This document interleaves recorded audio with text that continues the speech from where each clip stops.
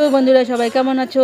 তো চলে এলাম তোমাদের সঙ্গে শেয়ার করতে শালগম দিয়ে রুই মাছের কালিয়া। তো দেখো এখানে শালগম কেটে রেখেছি, পেঁয়াজ আদা রসুন সব কেটে রেখেছি, আর কড়াইতে তেল দিয়ে মাছগুলো দারুণ করে উল্টে পাল্টে কড়া কড়া করে ভেজে নিলাম। নিয়ে এবার তেলের পরে জিরে তেজপাতা লবঙ্গ দারচিনি এলাচ হালকা করে দিয়ে একটু হালকা হালকা করে ভেজে নিয়ে তাতে দিয়ে দিলাম শালগমগুলো একটু হালকা করে ভেজে তাতে গ্রেট করা মশলাগুলো সব দিয়ে দিলাম। দিয়ে তাতে হলুদ লবণ আর রং হওয়ার জন্য একটু কাশ্মীর লঙ্কার গুঁড়ো দিয়ে ভালো করে তাকে চটকে মোটকে ভালো করে কষিয়ে টষিয়ে নিয়ে একটু কালার করার জন্য দিয়ে দিলাম সামান্য একটু চিনি।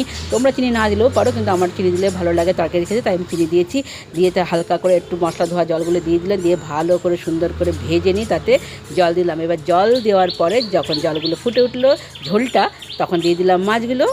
বন্ধুরা তোমরা কিন্তু জানাবে আমাকে তোমরা শালগমকে কী বলো, আমি কিন্তু শালগম বলি। এবার নামাবার আগে একটু ঘি একটু গরম মশলা হালকা করে দিয়ে দিলাম।